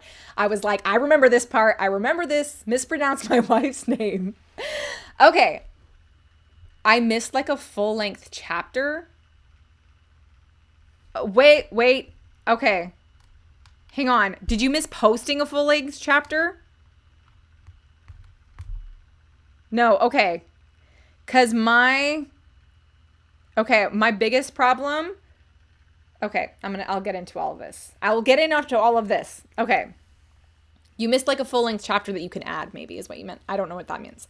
Anyways, so with the reason why Reckley went to go get Kieran, that needs to hit way harder. That's a huge plot point in the end, right? Like, why are they going to Clothaltho? Like, what are they doing there? What's with all this mess? And then for such a small outcome. And Cypress, to her credit, does point out, like, are you kidding me? This is why we went through all of this. I lost my ship for this. Like, this, is it really worth this? I wanted that to hit hard so much. I wanted that to be like, this has a huge impact. This is the ripple effect that Reckley wanted. This is all playing out in Reckley's genius evil mind. That's an opportunity for us to be like, no. Why is such a small, stupid thing having such a huge impact? And we know, this is another thing. It didn't just foreshadow this when Reckley meets Kieran, okay? It also foreshadows it when Jericho leaves Kieran and Arthros takes his memories of Kieran, right? Like, we know that's going to come back to bite them. We know that that's going to be a conflict at that some point. So we know that this is something you, as the author, by D Not, we know that you as an author have been building up to this moment, and then it's like, like, that was it. I want to feel the emotion. If you need to have that exchange happen through Jericho's eyes, or so that we can really experience that, or I don't know. So I think that, like, this is something that honestly you've been building towards the entire book. I want to feel that way more. Okay. Another thing that the issue that I had in the end, and this will be the only other issue I have, is that Jericho is not stupid. I would say the only person that I would actually call stupid is Cypress, and I think she's written that way. Seriously, Cherry, that was disgusting. I think that, so when Jericho gets captured, they think that he's a decoy. That could have been an opportunity for Jericho to pretend he was a decoy instead, and to, like, be way more clever than he was. Also, I had major white room syndrome in that scene where I was like, why is nobody going after Jericho or Grado in this moment? Like, they're just, like, leaving him there. Chapter 35 and I think 36. I was like, I was having trouble. Hold up.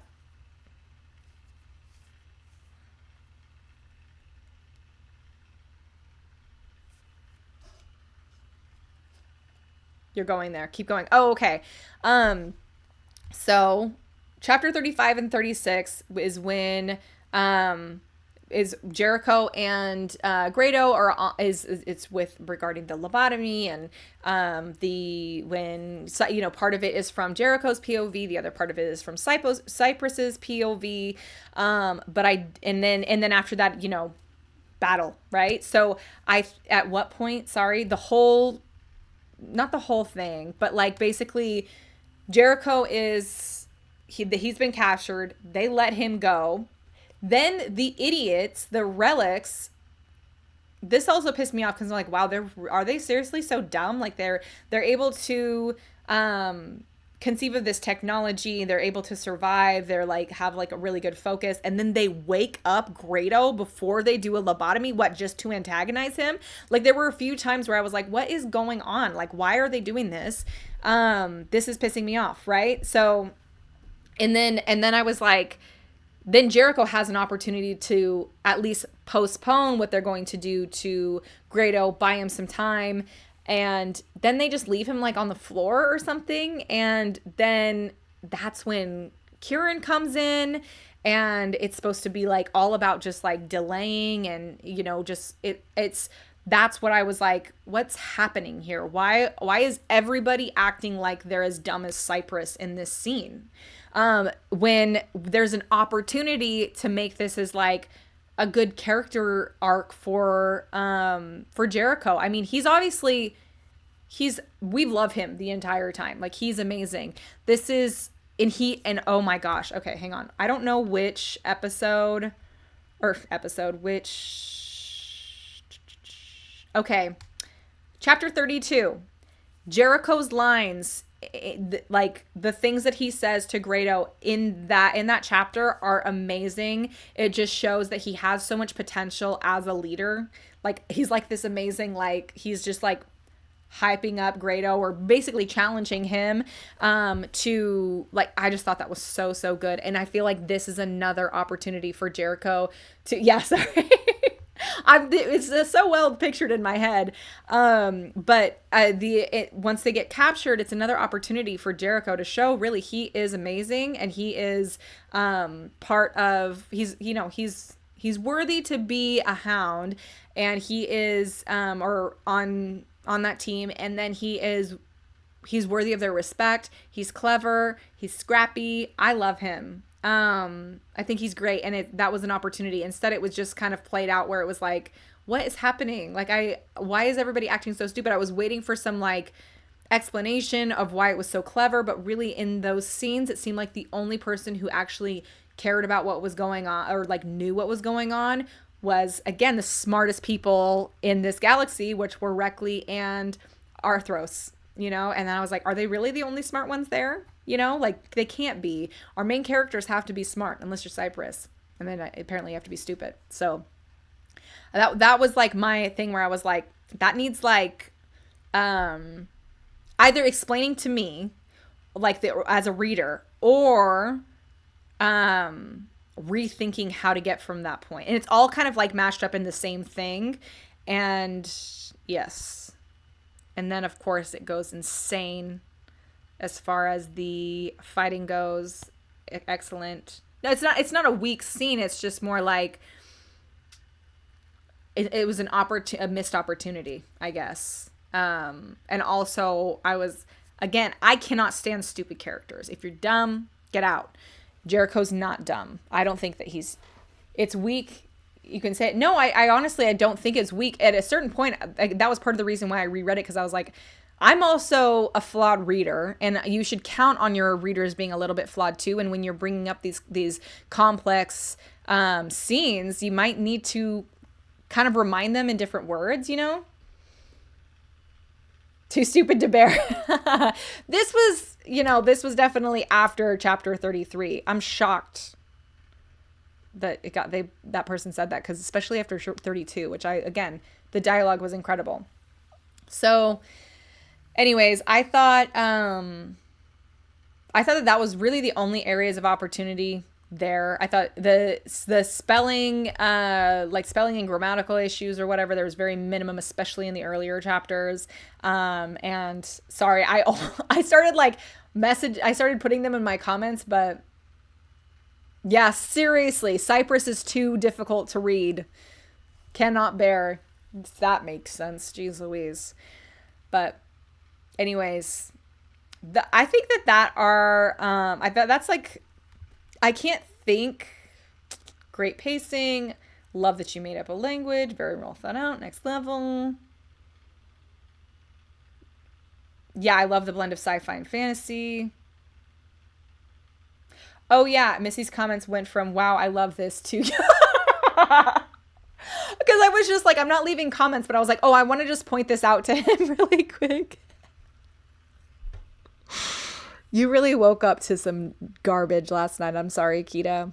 I hope that this review kind of makes up for it, so you can kind of know my mental state, because I was like, I've got to get through this, and I was like, oh, wait, but I want to point this out just because this is like one of those things where it was bad enough where it pulled me from the story, because it was like an added word or a misspelled word, and it broke me from the world that you had immersed me in. So can't relate. I spell everything right always. Honestly, Cherry, though, your attention to detail is insane. You're just like me, Kita. That's like the first thing I do. I'll wake up in the middle of the night and just be like, did anybody in Australia read it? I used to have an Australian reader, and she would read so every single night in the middle of the night I'd get up. Yeah. Sorry, Kita. No, it was awesome. The ending was amazing. The ending was amazing. It was just me, because I was like, I want to help him edit this, but I also cannot comment on every single little thing. So I only commented on the ones where it was like, I was like, this pulled me from the story. But I didn't realize that you were still in the midst of editing it. I thought you were already done. I didn't realize you had like an editor, probably DNOT or something, going in and editing the stuff. So, oh, it's Mick. Okay. Yes. Well, oh no. Sorry, Mick. Well, I think that she knows how to do dialogue tags then. Because that was one thing I started noticing. I was like, there are like commas when there should be periods and the capitalization something. And I'm not good at stuff like that. I have trouble proofreading my own stuff. Dang. I wish my husband would proofread my stuff. Actually, he really wants to read Heroine, and I let him read the prologue, and that's it. He's really disappointed there's swearing in it. So, okay. That is those are my like really off the top of my head thoughts. There is so much swearing, and I don't swear like in real life really at all. And so he was like, just doesn't seem like it's you. And I was like, well, it's my brain. Like, this is the way that I think. Like, but yeah. And he's also never read like a book before. He read The Martian. He read American Sniper because I like forced him to. It took him like a year each book. But yeah, there's a lot of swearing. And I think it's because when I started reading Heroine, I was just listening to so much rap. And I was like, my brain was just saying swear words at me. I should post on Royal Road. I just need to make time for Heroine in general. So anyways, Kita, do you have any specific questions, characters where you're like, what did you think about this? I really, really I would love to offer my thoughts where everything's fresh in my brain. The epilogue. I loved the epilogue. I loved the epilogue. You wrote it 2 days ago? Okay, yeah. That's surprising. I really liked the epilogue. It really made me very excited for the sequel. Wattpad is legit the reason I haven't finished the chapter I started over a week ago. Yeah, I use the writer app in Wattpad, but that's me. Different level. I really liked the epilogue. I thought that, ending with, that was Cyprus, right? Let me double check that I'm not mixing up. Oh, wait. Nope. Sorry. I was mixing up the last chapter with the epilogue. So I really liked the last chapter because her grandpa is like Gianti or whatever his name is, was pissed. And I was like, what did you freaking get for being an idiot? They're both epilogues. Am I pronouncing that wrong? Gianti? If you think about it. Yeah, they are both epilogues. Okay. So,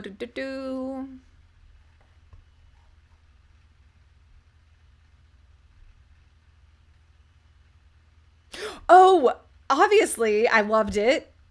Arthros. I was so.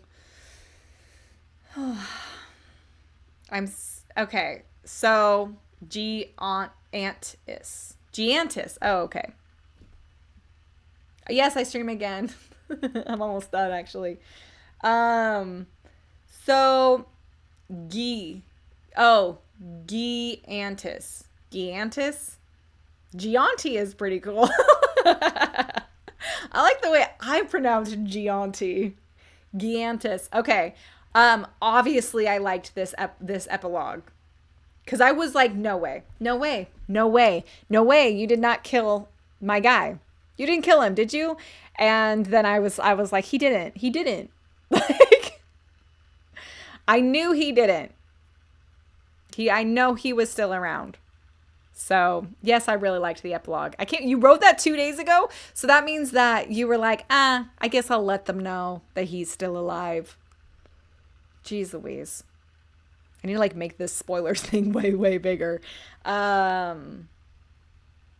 yes, I liked the epilogue. I thought it was well written, and obviously I freaked out when I read that my guy was still around. And I also was like, he that moment wasn't impactful. I mean, it definitely was impactful for sure, but it was like, if somebody dies off screen, they didn't die, you know? And I felt like that was like, he didn't die off screen, you know?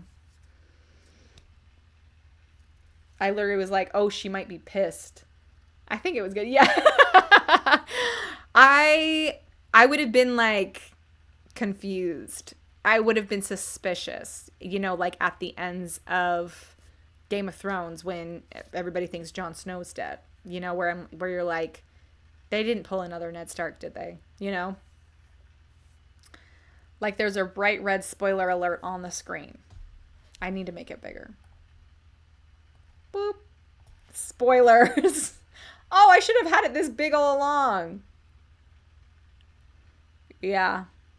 So, yes, I did like the epilogue a lot. Very good job. And as I pointed out in my comments, because my comments are just really great to know like what I'm feeling at the moment, I love the way that the Shadari talk. So, great-o. Okay, that's the thing that I was, when you were like, you didn't comment when he died. And I was like, what are you talking about? When? Am I like so dumb that I missed that? Yeah, okay. Okay, I need to read it again. I need to get to that part again and reread it because I think that it was just really late at night. Because when you messaged me that, I was like, I didn't comment on it because it didn't happen. You're lying to me. I thought you were trying to like trick me or something. Okay, so never mind. That really happened? That really happened?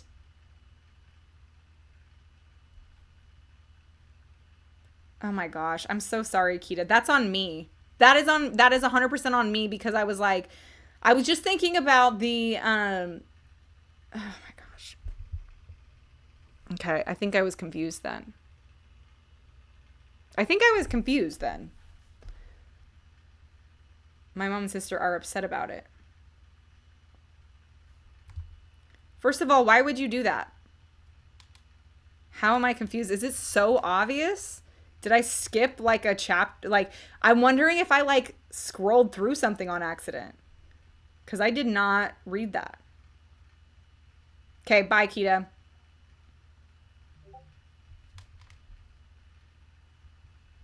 Okay. Let's read. I'm gonna, while he's off. Okay, wait. Okay, I'll answer that. Okay, so my thoughts on Kieran. Would not be pissed if she died. Would not be mad at all if Kieran just dropped dead. I feel like with Kieran, I was not a big fan of her. Yeah, Kita's gone. We can do whatever we want.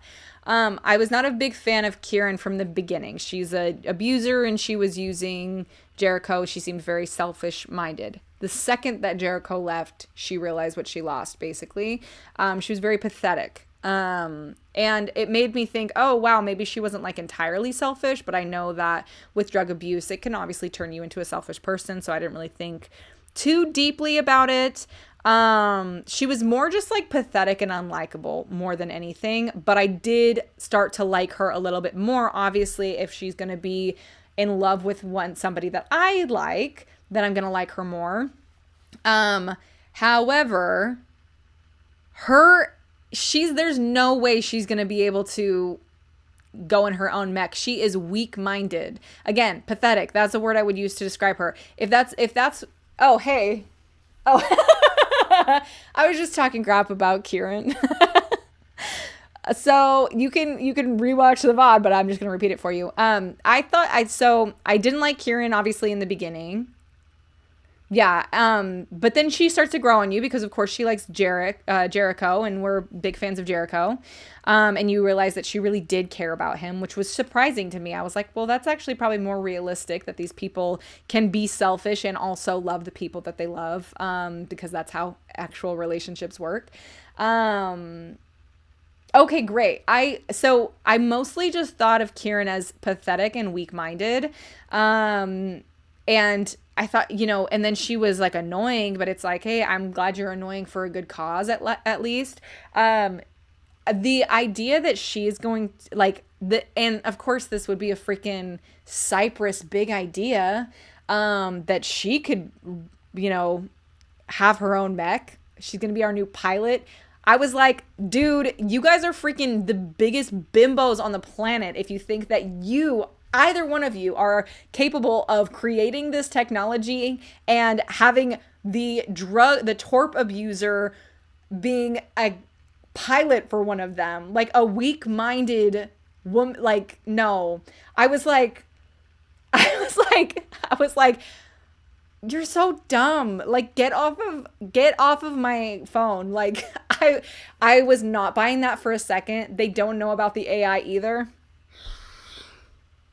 She's so freaking dumb. She's so dumb.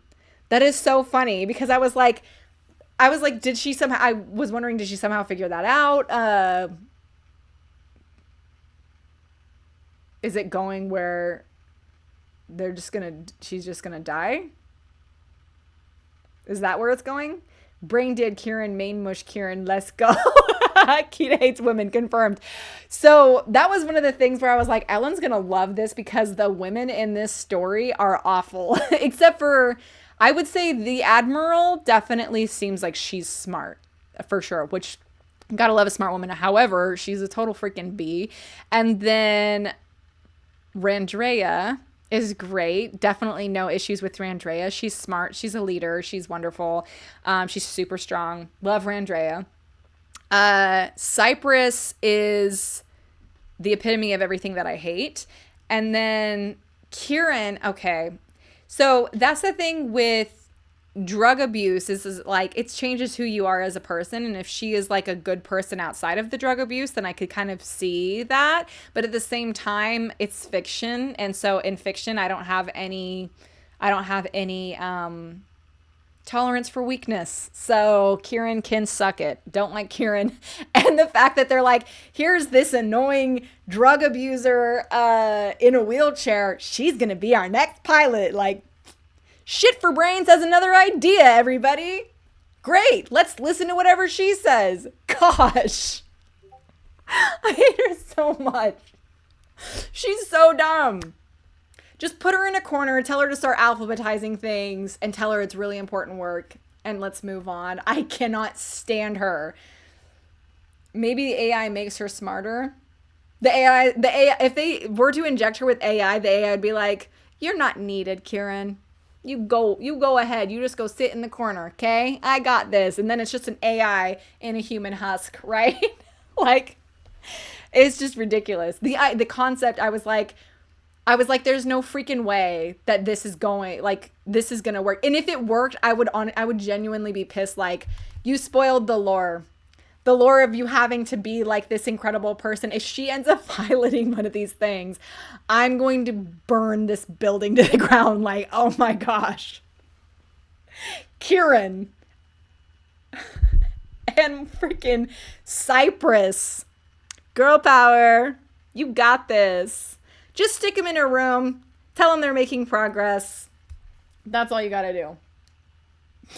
Freaking ridiculous. Jeez Louise. You think corporate needs you to find the difference between these two pictures? Psycho crackhead trash mech army.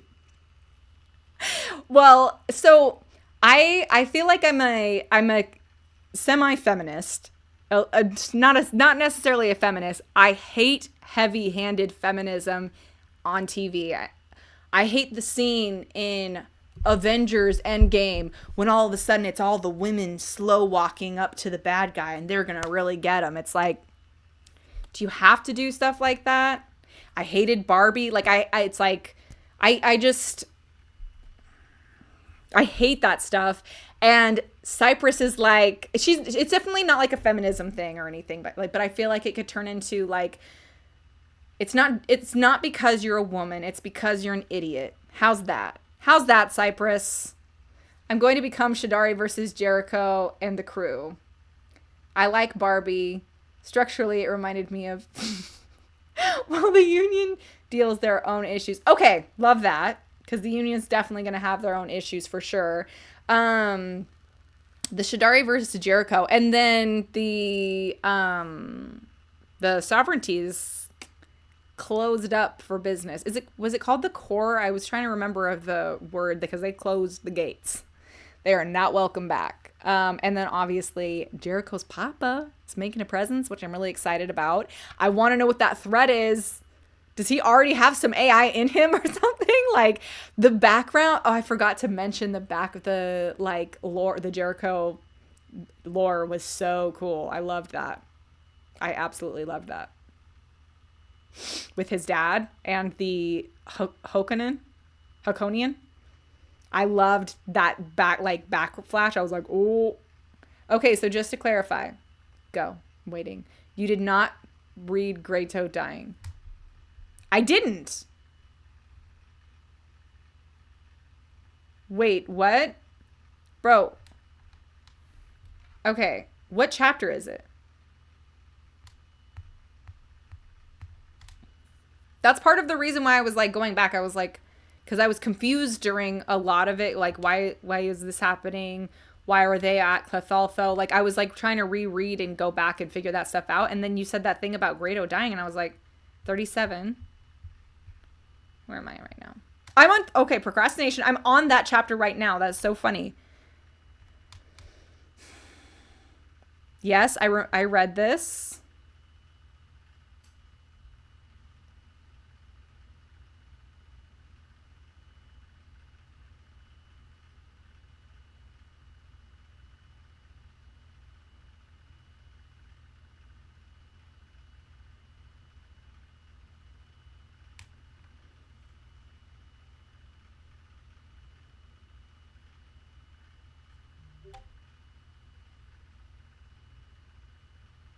Okay, Greytoe's being a badass.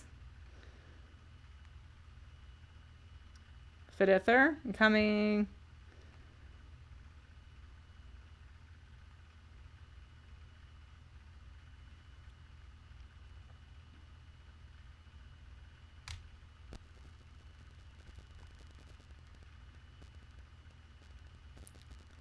Let us go, Ran. Greytoe screamed.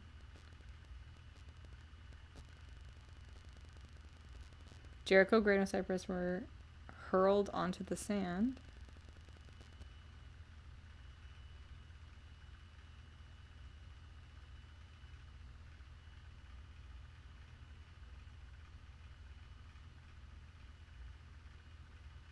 Okay, Greytoe's continuing to be a badass, and I'm like, oh, I'm not even close to done. Wait, okay. When Jericho is in...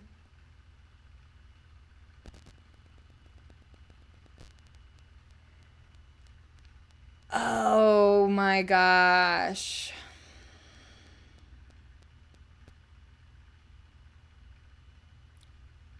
You know what I just realized?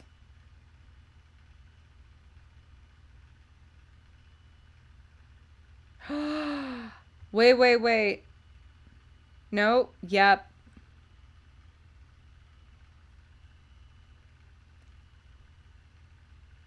Oh my gosh, none of this looks familiar.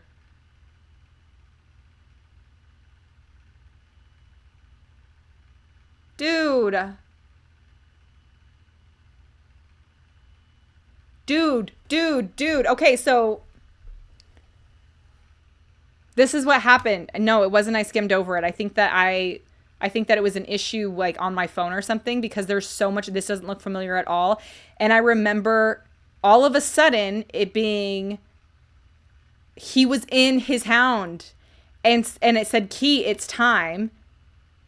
And I was like, Key, is Kieran, what is Kieran doing? And then it said, and then it was like the AI was there, another training session. Oh my gosh.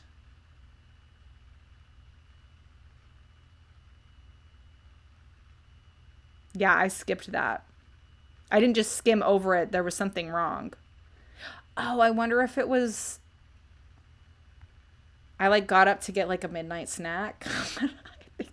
And I was like reading as I was doing it. I wonder if something happened when that happened. What a terrible thing. A howled in agony and outrage at the damaged translation. Okay,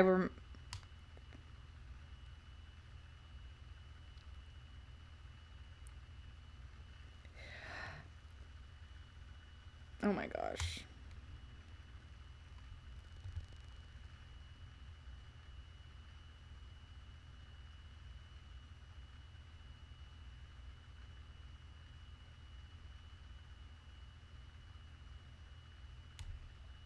Something terrible happened while I was reading this chapter.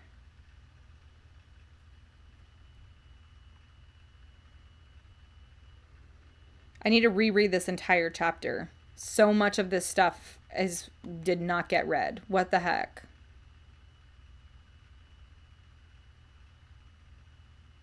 Dude, yeah. Dang it.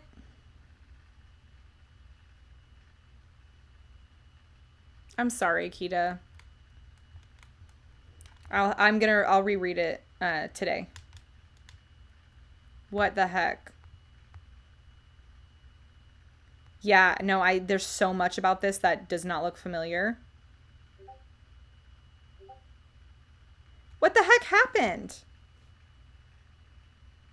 It was like the middle of the night for you. Yeah, but I also read the other chapters with no issues. I was like wide awake. Yes, I read it all. The rest of it is very...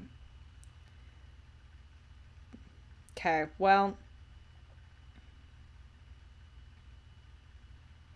Yeah. But you know what's funny is I don't have notes on those chapters. My notes stop at 36. Maybe I actually fell asleep and thought that I was reading the rest of it. I'm so mad that I missed that. Okay, I'm gonna read from 37 on again and just make sure that and if I have any new notes for you, I'll give them to you. Looking forward to your positively my last stream. Catch me this Friday. No, I really do think that this is my last one for a while. Didn't really comment on 37 or 38, so I was wondering. I wonder if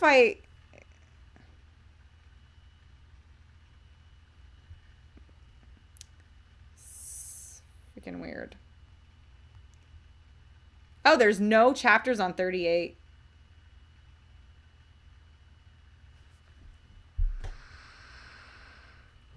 Okay. That's really annoying. Because I felt like the action scenes too. I was like, this is a lot, and I feel like it's really exciting and stuff, but I feel like I'm still confused from what happened earlier. I didn't vote on them.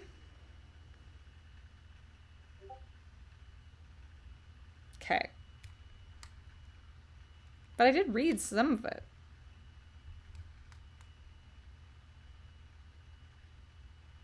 No, because I read something weird happened. Okay, go with your questions. Randrea and Jericho. I thought that was really cute.